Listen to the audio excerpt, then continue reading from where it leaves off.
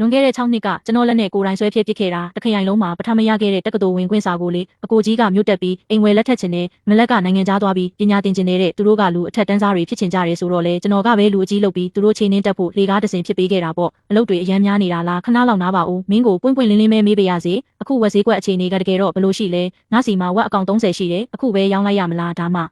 မဟုတ်ထပ်ဆောင်ကြည့်ရမလားကျွန်တော်ကိုအထင်ကြီးလွန်းနေပါပြီကျွန်တော်ကဝက်မွေးတဲ့သူတယောက်ပါပဲမင်းဟန်မဆောင်စမ်းနဲ့လွန်ခဲ့တဲ့6နှစ်ကတခရိုင်လုံးမှာအမှတ်အကောင်းဆုံးနဲ့တက္ကသိုလ်မတက်ပဲပြန်လာပြီးတော့ဘသူမှလက်မခံရဲတဲ့ဒီဝက်ချန်ကြီးကိုတမျိုးနယ်လုံးမှာအကြီးဆုံးဖြစ်အောင်လုပ်ခဲ့တာမင်းပဲလေမင်းသာဈေးကွက်အခြေအနေကိုမသိရင်ဒီမျိုးမှာတိမဲ့သူတယောက်မှမရှိတော့ဘူးကျွန်တော်ကိုယုံနေဆိုရင်တော့ခဏလောက်ထိန်းထားပါဦးအခုမယောင်းပါနဲ့ဦးပြည်နယ်ကနေအမိန့်စာထွက်လာပြီးနှစ်ကုံပိုင်းကျရင်ဝက်သားလိုအပ်ချက်က2ဆတက်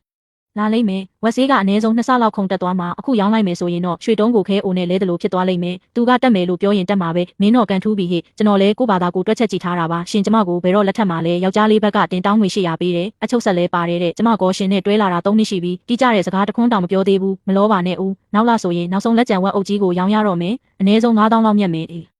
ရေခဲတက်တာအချုပ်ဆက်ပစ္စည်းစုံစုံလင်းလင်းနဲ့ဘာတစ်ခုမှမကြံစေရပဲမင်းကိုခန်းခန်းနာနာလက်ထက်ယူမှာပါရှင်ဒီစကားတွေပြောနေတာဘယ်နှစ်ခါရှိပြီလဲဒီတစ်ခါတော့တကယ်ပြောတာပါနောက်ဆုံးတစ်ချိန်လောက်ပဲထပ်ဆောင်ပေးပါငါဆိုတဲ့ကောင်ကလေးတသက်မှာမင်းကိုစီးစိမ်နဲ့ထားခြင်းယုံတသက်ပါကောင်းပြီလေပြောတဲ့အတိုင်းဖြစ်ပါစေကျမတကယ်မဆောင်နိုင်တော့ဘူးနော်အဖေအမေခင်ဗျားတို့ဘာလုပ်နေကြတာလဲ9000ဝက်ချန်တွေကဝက်တွေတင်9000တန်တာလေးပြဝက်ချန်တွေကပစ္စည်းကိရိယာတွေနဲ့ပါပေါင်းရင်ခင်ဗျားတို့က9000နဲ့ရောင်းလိုက်တယ်ဟုတ်လာမင်းကိုကြီးကမြို့မှာအင်ကြီးထားပြီး3000လိုနေလို့မင်းမလက်ဗီဇာလျှောက်ဖို့ကလည်း2000လိုသေးတယ်ဝက်ချံမရောင်းရင်ပတ်စံကဘဲကရမှာလဲဒါပေမဲ့ဒီဈေးနဲ့တော့မရောင်းတင်ဘူးလေနှစ်ကုန်ရင်ဝက်ဈေးတက်တော့မှဒီဝက်အုပ်ကိုရောင်းရင်အနည်းဆုံးမင်းကဘာနာမလဲတဲ့ကောင်လဲမင်းကိုကြီးကမြို့မှာအရာရှိလုံးမှာမင်းမလက်ကလည်းချက်ချင်းနိုင်ငံသားသွားပြီးပညာသင်ရတော့မှသူတို့ကမှငါတို့မိသားစုရဲ့မျက်နှာပန်းတွေသူတို့အတွက်မင်းကအနစ်နာခံပြီးတော့ဘာဖြစ်သွားမှာမို့လို့လဲဒါကဖြစ်တင်ဖြစ်ထိုက်တာပဲလေဒီဝက်ချံကပြက်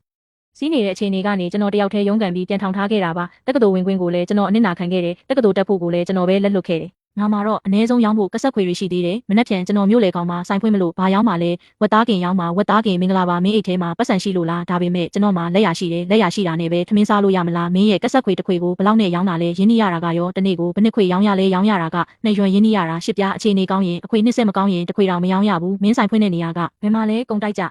ဒီရဲ့နောက်ဖေးလန်းကြားမှာလေရောင်းမထွက်တာမဆန်းပါဘူးအဲ့ဒီလန်းကကုန်တယ်တွေပဲသွားတာလေသူတို့ကပတ်စံထောင်ချီကင်ထားကြတာဘသူကမင်းရဲ့နှစ်ရွံတန်ခွေကိုဝယ်ဖို့ရက်နေမှာလဲအဲ့ဒါဆိုငါဘဲမှာသွားရောင်းရမလဲရုပ်ရှင်ရုံရှိမှာလေညပွဲသိမ်းချိန်မှာပေါ့လူငယ်ဆောင်တွေအပြင်ကိုထွက်လာကြလိမ့်မယ်သူတို့ခေါင်းထဲမှာရုပ်ရှင်တွေကတချင်းတွေပဲရှိနေမယ်အဲ့ဒီအချိန်မှာမင်းကရုပ်ရှင်နောက်ခံတေးတွေလို့အော်ရောင်းလိုက်တစ်ခွေနဲ့ယွန်နဲ့အခွေ90လောက်အေးဆေးရောင်းရလိမ့်မယ်ဟာမင်းဒါတွေကိုဘယ်လိုလုပ်သိနေတာလဲဒါကို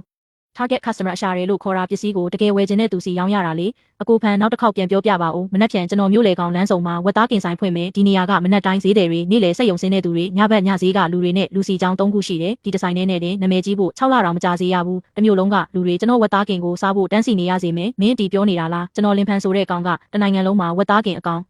ဆုံးလူဖြစ်ရမယ်အကိုနဲ့အမကကျွန်တော်ကိုအထင်သေးပြီးတောသားလို့ထင်နေကြတာကောင်းပြီလေအဲ့ဒါဆိုလဲသူတို့ကိုပြလိုက်တာပေါ့တောသားတယောက်ကဘယ်လောက်ထိခရီးရောက်နိုင်မလဲဆိုတာကောင်းပြီမနက်ဖြန်မနက်9နာရီလမ်းဆောင်မှာတွေ့ကြမယ်အကိုဖန်တာတွေကသူတို့ဖယ်ထားတဲ့အသားစာတွေမဟုတ်ဘူးလားစားလို့ရပါမလားအကျော်တွေနေပြီးအစီအသားမျှတာတယ်ဝက်သားကင်လို့ရင်ကြောသားထက်တောင်ပုံမွေးဦးမှာခွေးကျွေးဖို့တောင်ဘယ်သူမှမယူတဲ့ဟာတွေမင်းအကုန်လုံးယူသွားလိုက်တော့တပိတ်တာ90ပဲပေး30ဆိုရင်ကျွန်တော်အကုန်ယူမယ်နောက်ဆိုနေတိုင်းထွက်တဲ့အသားစာတွေကိုယူသွား